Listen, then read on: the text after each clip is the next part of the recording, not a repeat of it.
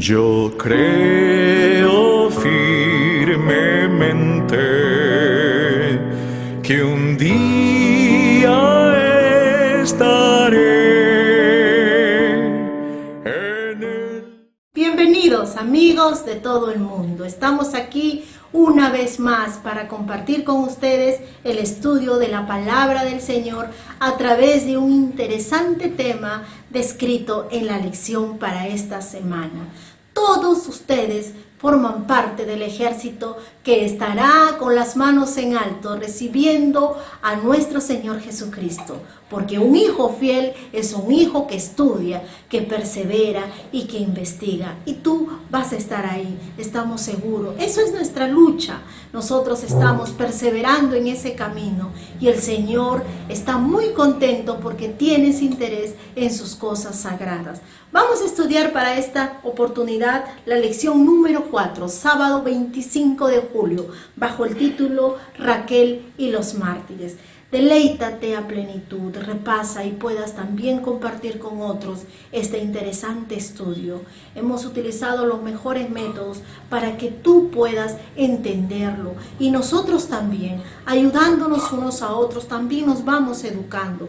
Perdón por las fallas que tenemos como humanos, pero también implica mucho oración y eso es lo que tú estás haciendo por nosotros. Sentimos que estás orando, nos estás ayudando a perseverar en este camino. Igual manera lo hicimos. Todos tus comentarios van a ser muy bienvenidos. Acá estamos. Somos coherederos y compañeros de la gracia venidera. Vamos a orar.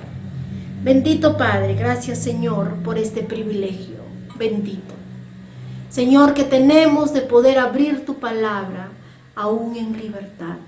Ayúdanos, Señor, a captar las enseñanzas que tienes para nosotros. Padre Santo, ¿qué mensaje tienes hoy? Y que quede grabado, esculpido en nuestro corazón para poder, Señor, dar a conocer a los otros y principalmente aplicar en nuestra vida el mensaje sagrado. Gracias por tu amor, en el nombre de Cristo Jesús. Amén. Que la paz de nuestro Señor Jesucristo sea con todos y cada uno de vosotros. Bienvenidos sean todos, amigos y hermanos, al estudio de la Biblia. Gracias por compartir con nosotros el alimento espiritual que nuestro Señor nos ha dejado. La palabra del Señor. Esta semana estudiaremos la lección número 4, que lleva por título Raquel y los mártires. Raquel significa cordero. Y estudiaremos 3 puntos interesantes aquí. El primero, la vida de Raquel. Vamos a conocer algo de la vida de Raquel. El segundo punto es testimonio de los mártires de la fe. ¿Qué les sucedió a los fieles hijos de Dios? A los reformadores, a los que predicaban la palabra de Dios. ¿Y qué es lo que sucederá en el futuro a sus hijos? Y el tercer punto dice la encina espiritual de la fe. Vamos a ver ¿cuál es el peso que tienes que quitarte de encima, mi querido hermano, para seguir al Señor Jesucristo? La pregunta número 1 dice, describe a Raquel, la favorita de Jacob. ¿De qué 2 terribles pecados fue culpable Raquel según los 10 mandamientos? La palabra de Dios en el libro del Génesis, capítulo 29, dice lo siguiente. Vamos a tomar los versículos de 9 al 12 y también el 17. Mientras él aún hablaba con ellos, llegó Raquel con el ganado de su padre, porque ella era la pastora. Cuando Jacob vio a Raquel, hija de Labán, hermano de su madre, con las ovejas de Labán su tío, llegó Jacob, removió la piedra sobre la boca del pozo y abrevó el ganado de Labán, hermano de su madre. Y Jacob besó a Raquel y alzó su voz y lloró. Jacob había dicho a Raquel que él era hermano de su padre, hijo de Rebeca, y ella corrió y dio la noticia a su padre. Los ojos de Lea eran tiernos y Raquel era de lindo semblante y hermoso parecer. Génesis capítulo 31 versículo 19 dice, Labán había ido a trasquilar sus ovejas y Raquel hurtó los ídolos de su padre. Para dar respuesta a la primera interrogante, vamos a ver el siguiente cuadro. Miren, resulta que cuando Isaac ordena a Jacob a buscar mujer de su misma parentela, Jacob tiene que irse a la tierra de Labán. Más que todo porque Saúl lo quería matar. Recuerden ustedes la lección anterior. Entonces la palabra de Dios dice que Jacob se sentó en el pozo donde solían llegar las hijas de Labán. Jacob había ya investigado previamente la vida de Labán y de sus hijas también. Entonces se quedó allí en el pozo a esperar. Todos conocemos que en el pozo el agua es fuente de vida, ¿no es cierto? Allí se quedó Jacob hasta que llegara Raquel. Ahora, vayamos a Raquel. Raquel significa cordero. ¿Y cómo es un cordero? Manso, dulce, obediente, ¿no es cierto? Raquel era la hija menor de Labán. Era muy atractiva por su personalidad, por sus modales, por sus vestidos. Entonces, cuando llega Raquel con un conjunto de ovejitas para que beban el agua, encontró allí a Jacob. Esta historia de amor, mis hermanos, es muy hermosa. Yo les recomiendo leer la palabra de Dios, la Biblia. Ahora, la hermosura de Raquel impactó en Jacob. Fue un amor a primera vista. Ahora imagínate tú esa escena. Jacob viendo a Raquel diciéndole: hola prima, ¿cómo estás? ¿Tú eres Raquel? Ah, pero por supuesto yo soy Jacob. Somos primos. Comienza la conversación. Le pregunta quién es su padre. Jacob se da a conocer. Y esa hermosura que había impactado, que le rompió el corazón a Jacob, hizo que Jacob llore por Raquel.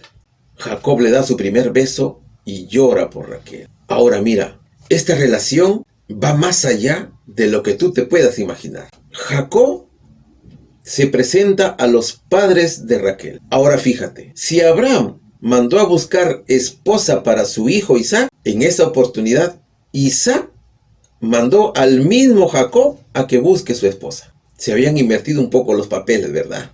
Entonces el mismo Jacob tenía que afrontar la situación. Tenía que presentarse ante el suegro, que era Labán. Pero mira, cuando Jacob va y conversa con Labán, se da cuenta de que Labán era una persona mala. Era una persona perversa. ¿Qué hace Labán con Jacob? Le dice: mira Jacob, si tú quieres tener a Raquel, tienes que trabajar para mí 7 años. En otras palabras le estaba diciendo: ¿sabes qué? Te vendo a Raquel por 7 años de trabajo. Eso se llama en la actualidad trata de personas, ¿no es cierto? Definitivamente no era delito en esa época. Entonces Jacob dijo: por el amor de Raquel, 7 años me parecen unos días, me parece poco. Está bien, yo acepto, dijo Jacob. Pero cuando se cumplieron esos 7 años, Jacob con todo derecho va a pedirle a Labán que le entregue a su esposa, porque él ya había cumplido con el pago que le había pedido. Entonces Labán que le dice: mira Jacob, está bien lo que tú me estás diciendo, solo que hay un problema aquí. ¿Problema?, dice Jacob. ¿Cuál es el problema? Entonces Labán le dice: resulta, mi querido Jacob, que nuestra tradición dice que primero tiene que casarse la hija mayor. Así que te entrego a Lea. Lea era la mayor de las hermanas, y le entregó a Lea. Y con Lea tuvo muchos hijos.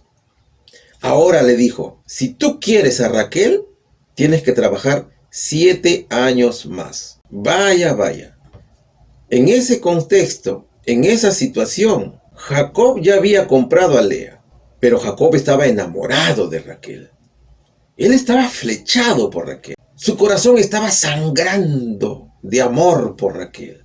Y Jacob accede a la solicitud de Labán. Está bien, 7 años más.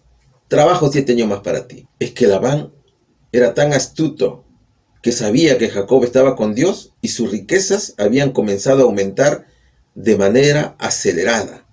Este hombre tenía muchísimas riquezas. Bien, Lea era la primera esposa de Jacob. Entonces Jacob estaba luchando duramente para tener a su lado al amor de su vida, que era Raquel. Pasaron los 14 años, el tiempo se había cumplido y Labán entrega a Raquel como esposa de Jacob. Pero aquí había otro problema. Raquel era estéril. Entonces, como Raquel era estéril, decide darle a su sierva Bila a Jacob para que tenga hijos con ella. Y tuvo 2 hijos con Bila también Jacob, que fueron Dan y Neftalí. Pero Raquel tuvo fe en el Señor y luego también tuvo 2 hijos. Fíjate que Raquel estaba impaciente y en una oportunidad le dijo a Jacob: Jacob, yo no puedo tener hijos de ti. ¿Por qué? Y Jacob le dice: ¿acaso yo soy el Señor para poder decidir cuándo va a dar fruto tu vientre? Es allí donde le dice: toma a mi sirvienta para que tengas hijos con ella. Ahora, para culminar el sustento de la primera pregunta, diremos de que Raquel tuvo 2 hijos con Jacob. José, que todos sabemos fue vendido como esclavo a Egipto, que llegó a ser el gobernador de todo Egipto, el cargo más alto después del faraón y Benjamín. Muy bien. Ahora, para sustentar la interrogante número 2, dice la palabra de Dios que Labán un día se fue a trasquilar sus ovejas, se fue lejos del pueblo. Y Raquel, aprovechando esa oportunidad, hurtó los ídolos de su padre. ¿Por qué Raquel hurta los ídolos de su padre? Raquel en realidad, así como Lea, estaban molestas con Labán, porque Labán las había vendido a Jacob. Y Labán se había quedado con todo el dinero de esa venta. No les había dado a ellas nada. Se había quedado con toda esa riqueza. Entonces Raquel decide hurtar los ídolos de su padre, aprovechando de que Labán había ido a trasquilar sus ovejas. Y aquí definitivamente estamos hablando de la violación, en realidad, de 3 mandamientos de la ley de Dios. El tema de la codicia, el 10º mandamiento, porque primero Raquel, para haber hurtado esos ídolos, ha tenido que haber visto dónde estaban, ¿cierto? Entonces ella estaba pensando qué hacer con esos ídolos. El 8º mandamiento, que es el hurto en sí, y también el 2º mandamiento, que es la idolatría. Los cristianos no deben tener ídolos, ¿no es cierto? Deben destruir los ídolos, porque hay un solo Dios a quien nosotros debemos adorar. Entonces, ¿cuáles serían las respuestas a la interrogante? Describe a Raquel, la favorita de Jacob. Primero, que fue hija menor de Labán. Fue atractiva, hermana menor de Lea, fue pastora, fue prima de Jacob y fue madre de José, el gobernador de todo Egipto. Cargo más alto después del faraón. ¿De qué 2 terribles pecados fue culpable Raquel según los 10 mandamientos? Bueno, además de la codicia, que ya le hemos dicho, de robo y de idolatría. Bien. Pregunta número 2. ¿Qué maldición pronunció Jacob, la cual cayó sobre Raquel? ¿De qué mentiras fue culpable Raquel? Vamos a estudiar la Biblia. Génesis capítulo 31, versículo 32 al 35. En quien halles tus dioses no viva. Delante de nuestros hermanos reconoce lo que yo tenga, tuyo llévatelo. Jacob no sabía que Raquel los había hurtado. Entró Labán en la tienda de Jacob, en la tienda de Lea y en la tienda de las 2 siervas, y no los halló. Salió de la tienda de Lea y entró en la de Raquel. Raquel había puesto los ídolos en la montura de un camello y se había sentado sobre ellos. Labán tentó toda la tienda y no los halló. Ella le dijo a su padre: no se enoje mi señor, que no me pueda levantar ante ti, pues estoy con la costumbre de las mujeres. Y él buscó y no halló los ídolos. Génesis capítulo 35, versículos 16, 19 y 20. Partieron de Betel, y cuando faltaba un poco para llegar a Efrata, Raquel dio a luz, y hubo dificultad en el parto. Así murió Raquel y fue sepultada en el camino de Efrata, que es Belén. Y Jacob levantó un pilar sobre su sepultura, que señala la tumba de Raquel hasta hoy. La palabra de Dios dice que Raquel había hurtado unos ídolos. ¿Recuerdan la pregunta anterior? Ahora, ¿qué nos dice este versículo? En quien halle tus dioses, no viva. Jacob no sabía que Raquel los había hurtado.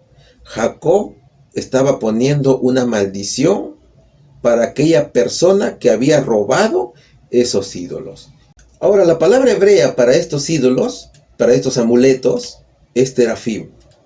El hurto, mis queridos hermanos, trae maldición si es que no hay un arrepentimiento y no se restituye lo hurtado. ¿Por qué hurtó Raquel los terafim? Vamos a hacer varias suposiciones. Quizás porque ella adoraba estos ídolos y no quiso estar sin ellos, se había acostumbrado a ellos. O tal vez porque no quiso que su padre los consultara, usando estos ídolos como herramienta para adivinar dónde se encontraban ellos y poder atraparlos. O quizás porque eran unos ídolos comunes que se usaban como título de las propiedades.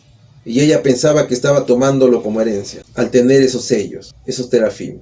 O quizás quiso salvar a Labán de la idolatría. O tal vez los tomó por revancha contra su padre, porque ella sentía que su padre los había maltratado, tanto a ella, a su esposo y a su familia entera. Quizás haya sido por ello, ¿no? Habría que preguntarse aquí, ¿Raquel tenía puesta su fe en esos ídolos y no en el Dios de Israel, a quien probablemente todavía no conocía? Son muchas suposiciones aquí, ¿verdad? Bien. Ahora, Viendo el tema de este hurto, Labán no se quedó con los brazos cruzados, ¿no es cierto? Él los persiguió y los alcanzó, más allá inclusive de sus fronteras. Como dijimos en el comentario anterior, Labán no iba con buenas intenciones, pero Dios se le aparece y frenó ese mal que Labán había pensado hacer. Es que Dios estaba protegiendo a Jacob, mis queridos hermanos. Dios estaba con Jacob. Mira el versículo 32. En quien halles tus dioses no viva, dice Jacob. Cuando nosotros hablemos algo, tenemos que tener mucho cuidado con lo que confesamos, porque con la lengua podemos hablar vida o muerte. Mira la maldición de Jacob, recayó sobre su esposa. ¿O qué dice el libro de Proverbios capítulo 18 versículo 21? La muerte y la vida están en poder de la lengua, y el que la ama comerá de sus frutos. Jacob hizo una maldición de muerte para quien había llevado esos ídolos, y esa maldición recayó sobre Raquel. Y fueron 3 las maldiciones que alcanzaron a Raquel. La maldición por el hurto mismo, la maldición que pronunció Jacob sobre la persona que tenía esos ídolos, y la maldición causada por haber mentido a su padre. Padre, yo no los tengo. Disculpa, no me puedo levantar porque estoy con las costumbres de las mujeres. Sin embargo, estaba escondido en la montura del camello donde estaba ella, ¿verdad? Entonces, esas mentiras, esas maldiciones, causaron la muerte prematura de Rebeca, justo en el momento del nacimiento de Benjamín. ¿Cómo responderíamos la pregunta número 1? ¿Cuál fue la maldición? La muerte. ¿Y de qué mentira fue culpable Raquel? Del engaño a su padre y también del engaño a su esposo. Porque Jacob no sabía que ella había hurtado esos ídolos. Bien, pregunta número 3. Su título es Testimonio de los mártires de la fe. Según Mateo el Evangelista, ¿qué simboliza la lamentación de Raquel llorando por sus hijos en Belén? Así como Esaú persiguió a Raquel, Jacob y su familia, ¿qué descendiente de Esaú quiso aniquilar la simiente de Raquel en Belén? ¿Qué dice el libro de Mateo, capítulo 2, versículos 16 al 18? Cuando Herodes se vio burlado por los magos, se enojó mucho y mandó matar a todos los niños menores de 2 años que había en Belén y en sus alrededores, conforme al tiempo que había averiguado de los magos. Entonces se cumplió lo que dijo el profeta Jeremías. Voz fue oída en Ramá, grande llanto y lamento. Raquel que llora a sus hijos y no quiso ser consolada porque perecieron. Existió algo muy lamentable en la época que nació Jesús. Así como en la época de Moisés, el mismo faraón mandó a matar a los niños menores de 2 años, de la misma manera cuando nació Cristo, también el faraón mandó matar a los niños menores de 2 años, que habían nacido en Belén y en sus alrededores. Ahora, ¿por qué se enojó Herodes? ¿Qué nos dice la palabra de Dios en el versículo 16 de Mateo 2? Cuando Herodes se vio burlado por los magos, se enojó mucho y mandó matar a todos los niños menores de 2 años que había en Belén. La profecía decía que tenía que nacer el Salvador. Tenía que nacer un rey. ¿Pero por qué el enojo de Herodes? Herodes estaba enojado porque odiaba a los judíos. Su arrogancia y su orgullo hacían que odiara a los judíos. Herodes fue el primero en rechazar a Jesús, mis queridos hermanos, porque se sintió amenazado cuando escuchó la pregunta de los reyes: ¿dónde está el rey de los judíos que ha nacido? Allí él sintió una amenaza. Allí él se sintió amenazado, porque los magos dijeron: es que hemos visto la estrella en el oriente y venimos a adorarlo. Cuando el rey Herodes escuchó esto, se molestó y pensó: ¿rey de los judíos? ¿Ese es mi título? Para él, mis queridos hermanos, el título de rey de los judíos era el título más bajo que había en el mundo. Veamos ahora este cuadro, Testimonio de los mártires de la fe. Abraham tuvo 2 esposas, ¿cierto? Sara y Agar. Con Agar tuvo un hijo que se llamó Ismael, y con Sara tuvo a Isaac. Isaac fue el hijo de la promesa. Ahora, Isaac se casó con Rebeca y tuvieron 2 hijos. El mayor, que se llamó Esaú, y tuvo como pueblo a Edom, a los edomitas. Y Jacob, que fue el pueblo de Israel, el pueblo elegido de Dios. Había odio de los edomitas a los israelitas. Entonces mira, Herodes es de la descendencia de Esaú. Y todos los niños menores de 2 años de la ciudad de Belén fueron del pueblo de Israel, es decir, descendiente de Jacob. Se seguía manteniendo el odio de Esaú hacia Jacob, o de los edomitas al pueblo de Israel. Y Herodes era descendiente de Esaú. Vamos a dar respuesta a las interrogantes entonces. ¿Qué simboliza la lamentación de Raquel llorando por sus hijos en Belén? La muerte de los niños menores de 2 años en la ciudad de Belén. ¿Qué descendiente de Esaú quiso aniquilar a la simiente de Raquel en Belén? Herodes. Allí está la respuesta. Muy bien. Pregunta número 4. ¿Qué otros hijos espirituales de Raquel enfrentaron el martirio por su fe? En el último tiempo, ¿quiénes también serán mártires? El libro de Hebreos capítulo 11 versículo 37 y 38 dice: fueron apedreados, aserrados, tentados, muertos a espada, anduvieron de acá para allá, cubiertos de pieles de ovejas y de cabras, pobres, angustiados y maltratados, hombres de los cuales el mundo no era digno, perdidos por los desiertos, por los montes, por las cuevas y cavernas de la tierra. El libro de Apocalipsis capítulo 6 versículo 9 al 11 dice: cuando él abrió el 5.º sello, vi debajo del altar las almas de los que habían sido muertos por la palabra de Dios y por el testimonio que habían dado, y clamaban a gran voz: ¿hasta cuándo, Señor, santo y verdadero, no juzgas y vengas nuestra sangre de los que moran en la tierra? Entonces le dieron a cada uno un vestido blanco y se les dijo que descansaran un poco más de tiempo, hasta que se completara el número de sus consiervos y sus hermanos, que también habían de ser muertos como ellos.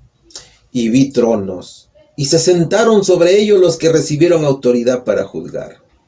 Y vi las almas de los decapitados por el testimonio de Jesús y por la palabra de Dios, que no habían adorado a la bestia ni a su imagen, y no habían recibido la marca en su frente ni en su mano. Estos volvieron a vivir y reinaron con Cristo 1000 años. Amigos y hermanos, hemos llegado a un punto culminante del capítulo 11, porque hemos podido apreciar una fe que ha actuado, una fe genuina. En la antigüedad, nuestros hermanos ya fueron perseguidos y han muerto. Mira, ellos no obtuvieron grandes victorias en el campo de batalla. Ellos no tuvieron armas, ¿cierto? ¿Cuáles eran sus armas? La fe, el evangelio, el testimonio de Jesús.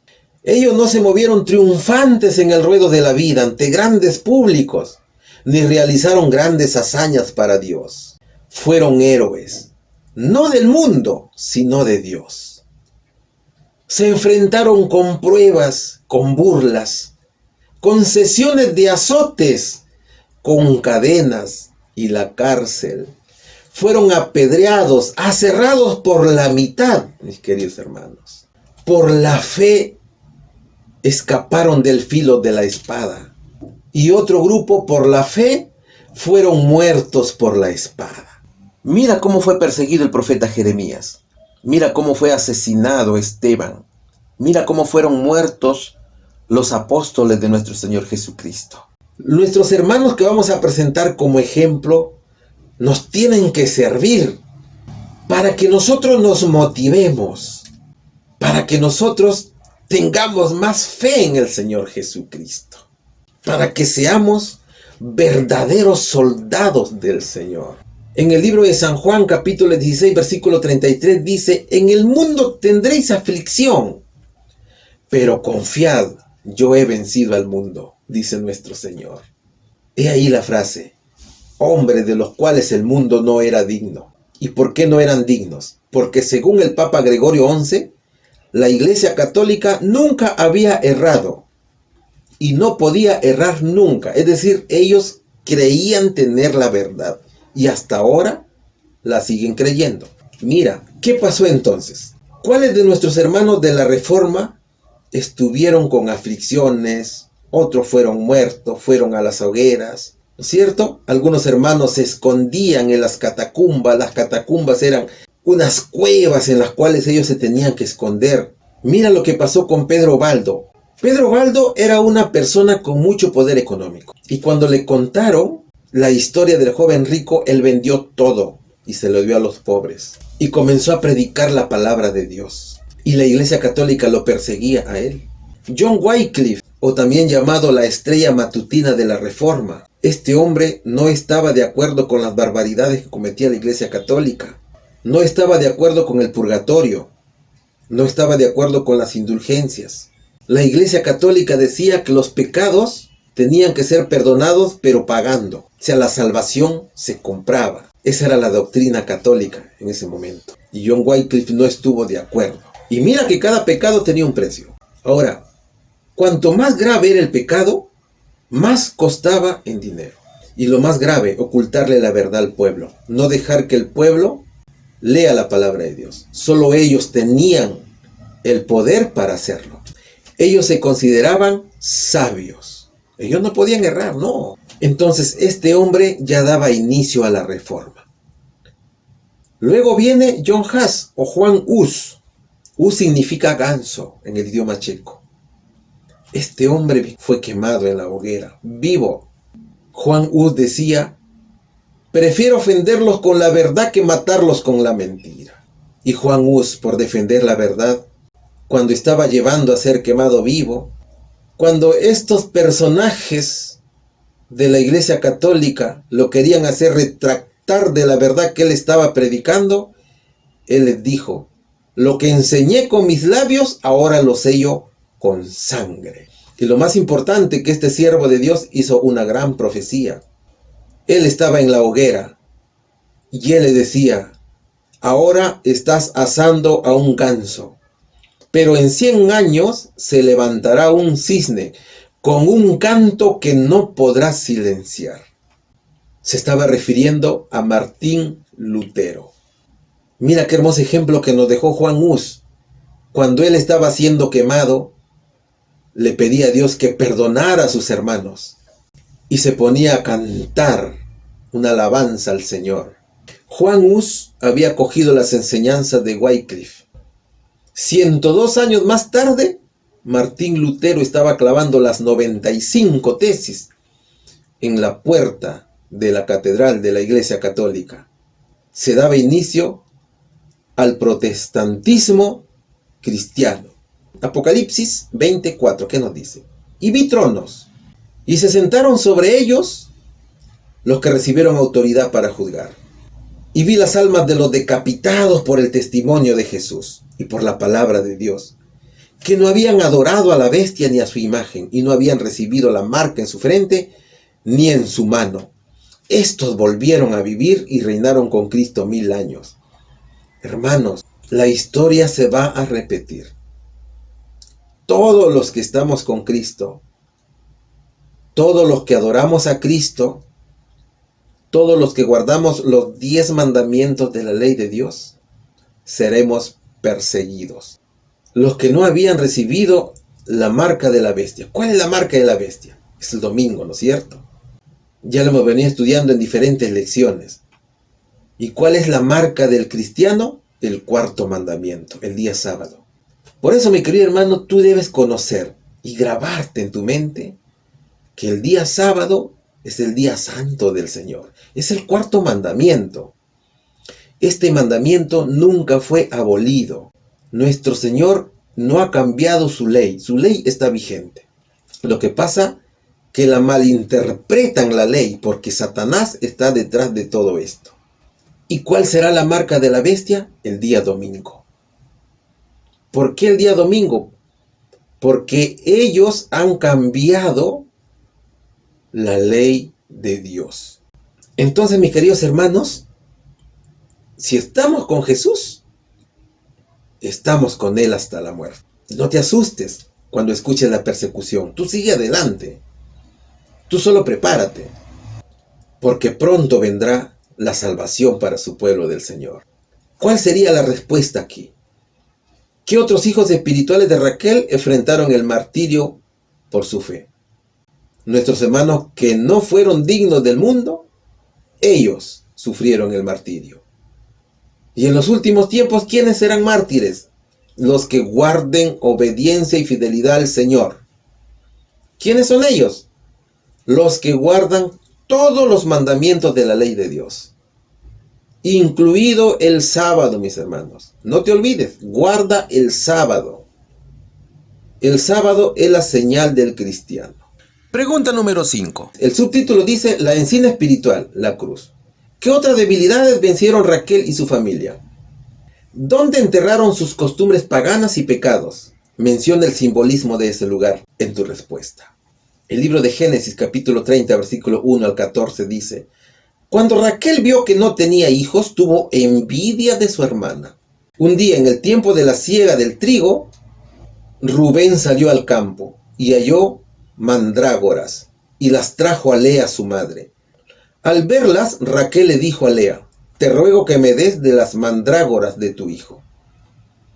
Entonces Jacob dijo a su familia y a todos los que estaban con él: quitad los dioses ajenos que hay entre vosotros, limpiaos y mudad vuestros vestidos, y levantémonos y subamos a Betel, y haré allí altar al Dios que me respondió en el día de mi angustia, y que ha estado conmigo en el camino que he andado. Entonces dieron a Jacob todos los dioses ajenos que tenían, y los zarcillos que llevaban en sus orejas, y Jacob los enterró debajo de una encina junto a Siquem. El libro de Gálatas 6:14 dice: pero lejos esté por mí gloriarme, sino en la cruz de nuestro Señor Jesucristo, por quien el mundo está crucificado para mí y yo para el mundo.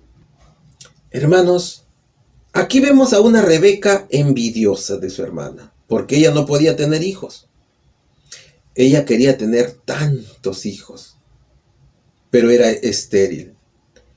Entonces, cuando Rubén va al campo y trae las mandrágoras a Lea, su madre, Raquel rogó para que le diera esas mandrágoras que Rubén había traído. ¿Qué cosas son las mandrágoras? Las mandrágoras es una planta que pertenece a la familia de las solanáceas. Su forma es muy similar a la de un ser humano. Es que sus características morfológicas la dotan de bracitos, de piernas, hasta de una cabeza. Entonces, esto hace que tenga una visión especial. Raquel necesitaba de esas mandrágoras porque ella pensaba que era buena para la fertilidad y otras enfermedades.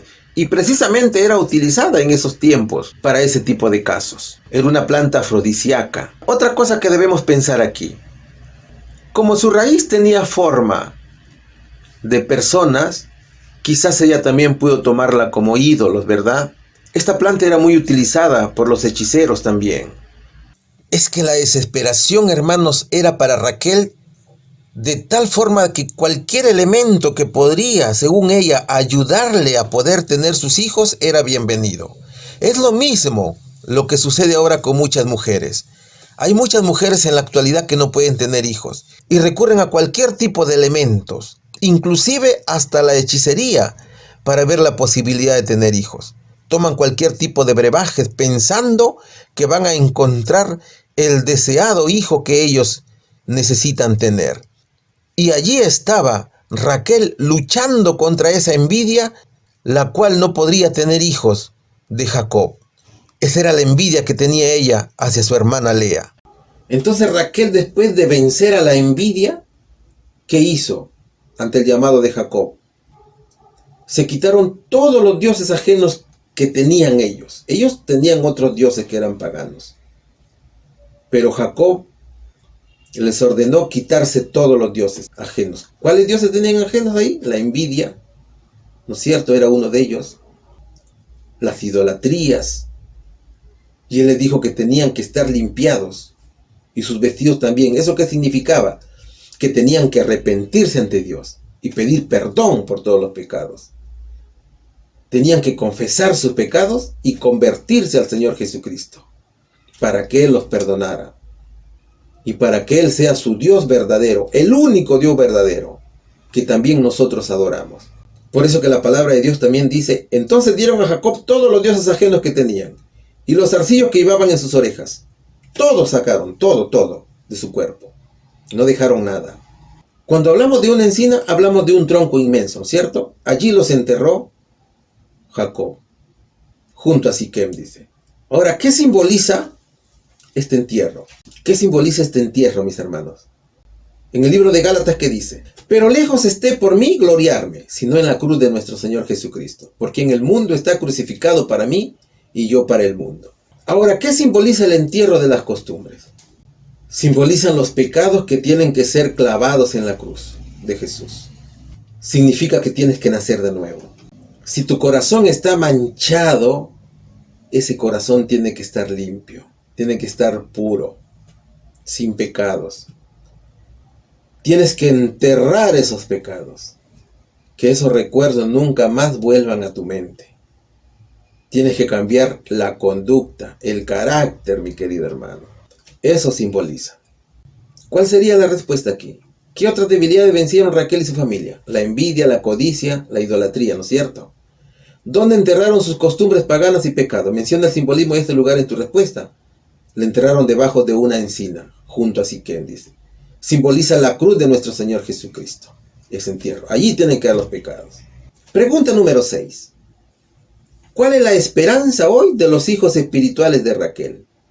Pero ¿cuáles son las condiciones estipuladas? Jeremías capítulo 31, versículo 15 al 17. Así dice el Eterno: se oye una voz en Ramá, lamento y amargo llanto. Raquel que llora a sus hijos y no quiso ser consolada, porque perecieron. Así dice el Señor: reprime tu voz del llanto y tus ojos de las lágrimas, porque recompensa hay para tu obra, dice el Señor, y volverán de la tierra del enemigo.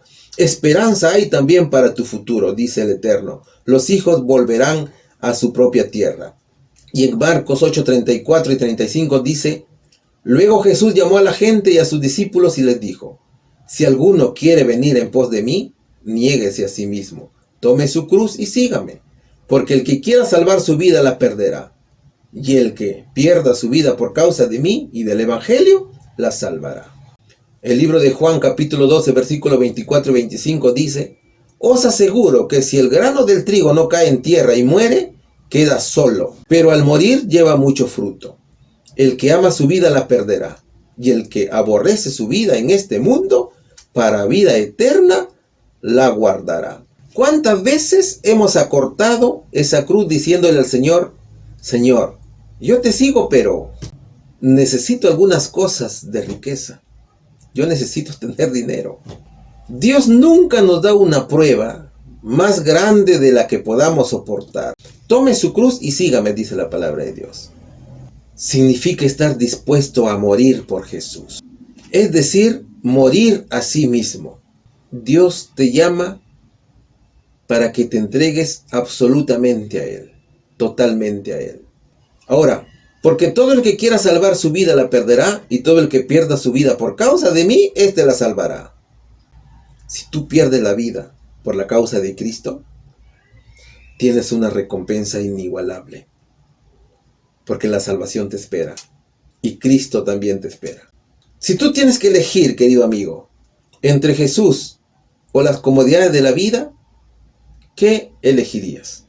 El compromiso con Jesús significa tomar la cruz cada día, renunciando a todas las esperanzas, sueños, posesiones, incluso la vida si es necesario, por la causa del Señor Jesucristo. No elijas solo lo que te conviene, vive acorde con el Evangelio. Entonces, acortar esa cruz significa hacer la voluntad de Jesús a medias, ¿no es cierto? Bien, y Dios quiere entrega total. Ahora el Señor Jesucristo también nos da una esperanza aquí. Los hijos volverán a su propia tierra, dice. Esa es nuestra esperanza, que un día estemos con Cristo nuevamente. Bien, ¿cuáles serían las respuestas entonces? ¿Cuál es la esperanza hoy de los hijos espirituales de Raquel? Que volverán a su propia tierra. Pero ¿cuáles son las condiciones estipuladas? Tomar la cruz de Jesús y seguirlo. En otras palabras, obedecer totalmente al Señor, no a medias. Pregunta número 7. ¿Quién tuvo que experimentar la angustia de la primera y segunda muerte? ¿Por qué se le llama el primogénito de los muertos y la primicia, si otros murieron y resucitaron antes que él? Apocalipsis 1:5 dice: y de parte de Jesucristo, el testigo fiel, primogénito de los muertos y de los reyes de la tierra, al que nos ama y con su sangre nos libró de nuestros pecados. Romanos capítulo 5 versículo 14, que dice: por eso la muerte reinó desde Adán hasta Moisés, aún en los que no pecaron, quebrantando un mandato como lo hizo Adán, que era figura del que había de venir. Y en 1 Corintios 15, 20 y 23 dice: pero lo cierto es que Cristo resucitó de los muertos y fue hecho primicia de los que durmieron. Pero cada uno en su orden. Cristo la primicia, después los que son de Cristo en su venida. Y Hebreos capítulo 2, versículos 9 y 14, que dice: pero a Jesús, que por un momento fue hecho un poco menor que los ángeles, lo vemos coronado de gloria y de honra, por haber padecido la muerte, para que por la gracia de Dios experimentase la muerte en beneficio de todos. Así, por cuanto los hijos participan de carne y sangre, él también participó de lo mismo, para destruir por su muerte al que tenía dominio de la muerte, a saber, el diablo. El versículo 5, capítulo 1 de Apocalipsis. Aquí en este versículo encontramos hermosos títulos para el Señor Jesucristo. Nos dice que nuestro Señor es testigo fiel. Es primogénito de los muertos para no morir jamás. Es el que nos ama. Dios es amor. Y es el que dio su vida por nosotros. Entregó su sangre para que nosotros podamos ser salvos por él. Ahora mira, Cristo se hizo hombre para poder experimentar los sufrimientos del mundo, para poder experimentar la angustia de la primera y la segunda muerte. Pero lo hizo por amor a nosotros. Adán fue el primer hombre creado por Dios y fue el que pecó. Adán murió. Entonces Cristo tenía que venir para salvar a la humanidad de ese pecado. Cuando Adán comete el pecado, Dios ya tenía un plan de salvación para la humanidad. Y alguien tenía que venir a morir por la humanidad. Y ese alguien fue Cristo Jesús. Por eso dice el libro de San Juan, capítulo 1, versículo 14. Y el verbo fue hecho carne y habitó entre nosotros. Ese verbo fue Jesús, el mismo Dios que se hizo carne y que vino a redimirnos del pecado. Cristo se hizo hombre y al hacerse hombre fue menos que los ángeles inclusive. Por eso dice la palabra de Dios que Cristo fue por un momento hecho un poco menos a los ángeles, porque Cristo se hizo hombre. Pero Cristo, una vez que murió, resucitó para vida eterna. Él es el único, mis queridos hermanos, que se levantó de entre los muertos para no morir jamás. Cristo venció la muerte. Es un escenario maravilloso que tenemos delante de nosotros. La muerte, el sepulcro, fue la matriz que vio la luz. Jesús vino de la muerte a la vida. Es el único que ha vuelto de entre los muertos con un cuerpo glorificado. Nadie más ha resucitado como ha resucitado Cristo Jesús. Entonces, los creyentes en Jesús, los fieles de Jesús, seguirán luego para estar con Él. Por eso que en el libro de Corintios dice que cada uno en su orden. Cristo es la primicia. Después los que son de Cristo en su segunda venida. Porque así como nosotros participamos de carne y sangre, dice el Señor, Cristo también participó de lo mismo.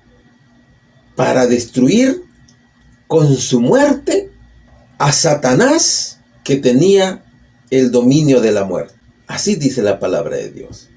Ahora fíjate, en 1 Corintios 15, 21 y 22 dice: porque por cuanto la muerte entró por un hombre, también por un hombre la resurrección de los muertos.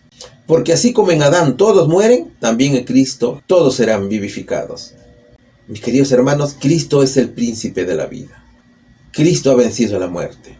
Y nosotros también venceremos con Cristo Jesús. Y estaremos con Él. ¿Cuál sería la respuesta a la pregunta número 7? ¿Quién tuvo que experimentar la angustia de la primera y segunda muerte? Jesús, hermanos. Jesús, que se hizo hombre para librarnos del pecado. ¿Por qué se le llama el primogénito de los muertos y la primicia, si otros murieron y resucitaron antes que él? Primogénito porque fue el primero en resucitar para vida eterna. Y primicia porque Dios lo ha proclamado como primicia para que nosotros podamos resucitar después de Él. Cristo es el príncipe de la vida. Por eso dice el Señor: yo soy el camino, la verdad y la vida. El que crea en mí, aunque esté muerto, vivirá, dice el Señor. Hermanos, como conclusión general, tomemos el ejemplo de Raquel. Nosotros tenemos muchas cargas pesadas que nos tienen ahí cansados, preocupados, afligidos. Hagamos como Raquel. Enterrémoslos en la cruz. Saquemos esos dioses que nos están molestando todo el tiempo, hermanos. Raquel supo vencer las pesadas cargas de la envidia, de la idolatría. Usted, amigo, si todavía no ha venido a Cristo Jesús, arrepiéntase, conviértase, cambie su conducta, clave todas esas cargas pesadas en la cruz del Señor Jesucristo. Ahora, en el tema de los mártires, tenemos un gran legado que nos han dejado nuestros hermanos. Ese legado de estar firmes en la fe de Cristo, con la armadura de la fe. Ya hemos visto el tema de la fe. Ese escudo de la fe que tiene que estar impenetrable. Esa fe tenemos que demostrar en los momentos difíciles que están por venir. Pidamos a Dios que nos incremente la fe para hacer frente a Satanás, hermanos. No importa morir. Acuérdate de Juan Hus, de Pedro Baldo, para hacer la obra de Dios. Y hemos visto que Juan Hus murió cantando una alabanza al Señor. ¿Y sabes cuál era la alabanza que cantaba Juan Hus? La alabanza decía: Jesús, hijo de David, ten misericordia de mí. Esa era la alabanza que cantaba Juan Hus. Acuérdate de esta alabanza siempre cuando estemos en ese tipo de situaciones. Pero sigamos adelante. Tenemos que dejar las grandes ciudades. Ya lo hemos estudiado, ¿no es cierto?, con el ejemplo de Lot. Y tenemos que estar ya preparados también para la persecución. Mira, el salir de las grandes ciudades e ir a la zona rural es el preámbulo de la persecución, mis hermanos. Por eso te digo que tienes que establecerte un plan de salvación para ti, para cuando salgas de las zonas grandes y te vayas a la zona rural. El Señor siempre nos da el conocimiento. Nosotros pensamos, somos gente pensante. Y debemos prepararnos primero para el autosostenimiento, cuando estemos en las zonas rurales. Y luego para la supervivencia.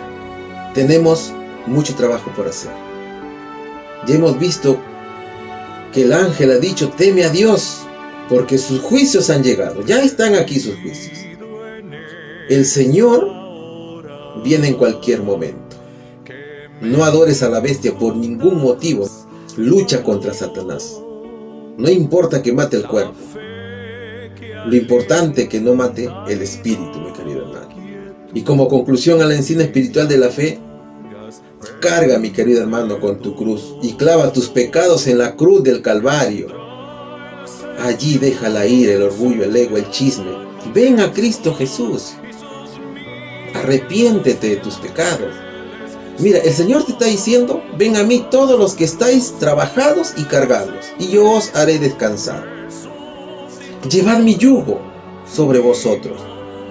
Aprende de mí, te dice el Señor, que soy manso y humilde de corazón, y vas a hallar descanso para tu alma. Mi yugo es frágil y ligera mi carga. Ven con Cristo Jesús y líbrate de esa pesada cruz. Hermanos, ha sido una lección muy hermosa, una lección maravillosa que hemos tenido el día de hoy. Amigos y hermanos míos, que Dios los bendiga grandemente. En el nombre de Jesús. Amén. Gracias por haber llegado hasta aquí. Hemos estado juntos como alumnos estudiando la lección. Ese es el propósito que el Señor tiene con cada uno de nosotros. Que día a día vayamos instruyendo. Y has elegido bien hacer este repaso, involucrarte más, tratar de resolver las dudas. Y seguimos con este espíritu de búsqueda. El Señor nos entregó a nosotros como su pueblo un espíritu de discernimiento, queridos, para poder percatarnos de los tiempos. Y a nosotros como hijos de Dios nos compete involucrarnos más con las cosas de Dios, porque son ellas la única esperanza en este mundo, la única luz segura. Jesucristo y su palabra imperan pese a todas las circunstancias. Que su amor pueda irradiar tu vida, que tú no puedas acallar de esa bendición que un día te tocó. Que Dios te bendiga, que bendiga a toda tu familia, que bendiga también hay un enfermo en casa, que bendiga los problemas que también tenemos, que nos ayude a estar firmes, a persistir en su palabra y no olvidemos que las dificultades que tengamos nos están preparando nuestro carácter y lo más importante, dice su palabra, a los que aman a Dios, todas las cosas les ayudan a bien. Nos volvemos a encontrar muy pronto. Un gran abrazo desde aquí a cada uno de ustedes. Vamos a orar. Bendito Padre, Señor, gracias por esta oportunidad. Indignos, Señor, somos de poder estar en contacto con tus preciosas almas, con estas ovejas benditas, Señor. Con tu manto de amor, cúbrelos, Señor. Úngelos con tu Espíritu Santo. Que sigan adelante en este estudio, Señor, de tu palabra. Que el espíritu de discernimiento y de juicio, Señor, los embargue por completo. A cada uno de ellos, por más apartado que sea el lugar, bendícelos, Señor. Te lo pedimos en el precioso nombre de Cristo Jesús. Amén.